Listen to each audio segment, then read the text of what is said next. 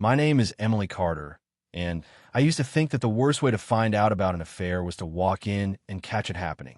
I was wrong. The worst way is to have the other woman show up at your front door, smiling like she's doing you a favor. It was a Saturday afternoon in early March, one of those deceptively calm days where you think nothing bad could possibly happen. The kids, Ethan, 9, and Sophie, 6, were upstairs building a blanket fort. My husband, Mark, was at the office, catching up on a big client pitch. At least, that's what I thought. I had just taken banana bread out of the oven when the doorbell rang. I wasn't expecting anyone. Through the glass panel, I saw her. Early 30s, long caramel hair, a red coat that practically screamed, "Look at me." When I opened the door, she smiled like we were old friends. "Hi," she said, voice light and casual. "You must be Emily." Something in my gut tightened. "I am. Can I help you?" She tilted her head, eyes soft with pity. "I think you know who I am." The thing was, I didn't. Not at first.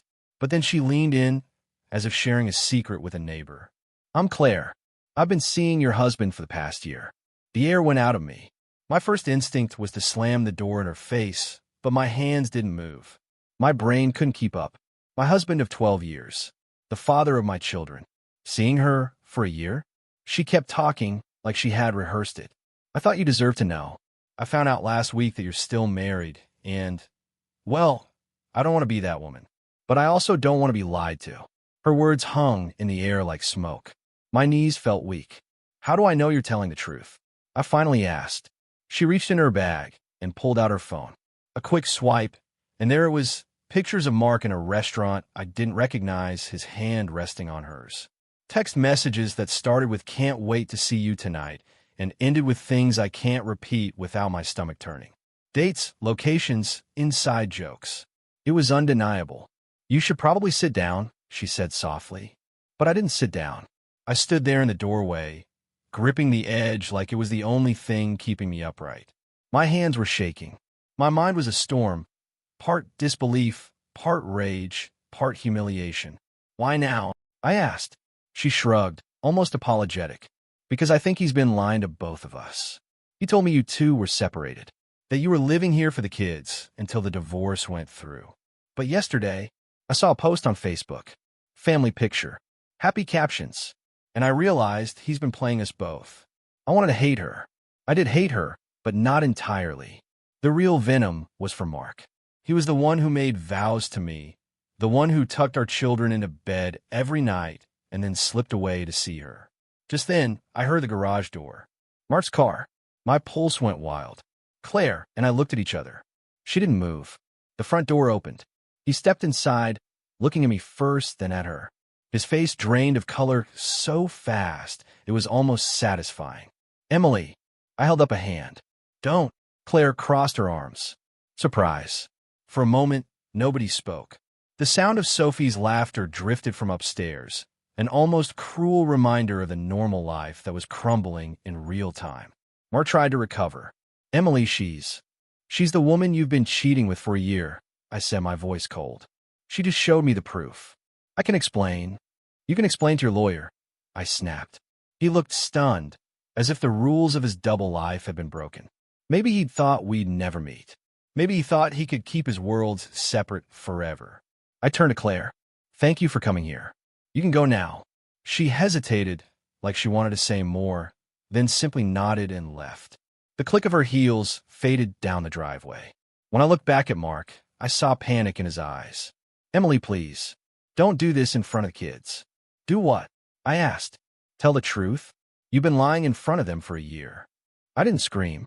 I didn't throw anything. I just walked past him, up the stairs, and started packing bags for me and the kids. I didn't know where we were going yet, but I knew one thing. I wasn't staying in a house built on lies. Later, after the dust settled, I realized something strange. I would never thank Claire for being with him, but in a twisted way, I was grateful she showed up. Because without her, I might have gone on believing his stories for another year. And now, every time I hear the doorbell, I remember that day. How one ring changed everything. I didn't let myself cry until the kids were asleep that night. We were in a small guest room at my sister's place. Ethan curled up on one side of me, Sophie clutching her stuffed bunny on the other. They didn't ask many questions, just sensed the tension and stayed close. When their breathing slowed, I slipped out of bed and went to the kitchen where my sister, Laura, was making tea. She didn't push me to talk. She just slid a mug across the counter and waited. "He's been cheating on me for a year," I finally said, my voice flat. "And the woman he was with showed up at our door to tell me." Laura's eyebrows shot up. "She came to you? Not the other way around?" I nodded. She said she didn't know he was still married. Claimed she thought we were separated. Laura scoffed. "Men like Mark are experts at making sure everyone hears the version of the truth that benefits them." The truth of that statement sat heavy in my chest. For 12 years, I thought I knew who I'd married. Ambitious, reliable, a little too focused on work, but still a good man. Now I realized I'd only been seeing the parts he wanted me to see. The next few days were a blur of legal consultations and awkward conversations with the kids. Ethan wanted to know why Dad wasn't home. Sophie wanted to know when we were going back. I gave them gentle, simple answers. "Dad made some bad choices," I said. "We're going to stay here for a while." Mark called over and over, but I ignored most of them. When I finally picked up, his voice was hoarse. "Emily, please, don't do this. I made a mistake." "You made hundreds of mistakes," I interrupted.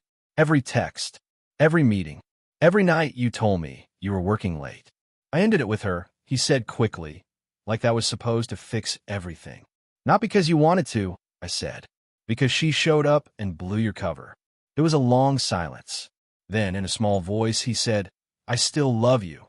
My chest ached, but I didn't let him hear it. "You don't get to say that. Not after you've spent a year proving otherwise." We didn't speak again for weeks. When we finally sat across from each other at the lawyer's office, it was like looking at a stranger in a suit that used to belong to my husband. He didn't fight for the house. Didn't even fight for joint custody at first, though I knew there was more guilt than generosity. Months later, I learned something else, something that made my stomach turn all over again. Claire hadn't been the only one. There had been others before her. She'd just been the one bold enough, or maybe foolish enough, to knock on my door. I don't think she did it for me. I think she did it for herself. But in the end, her selfish act saved me from wasting another year of my life on a man who could look me in the eye, kiss me goodnight, and then go text someone else from the bathroom. It's been 18 months now. The divorce is final.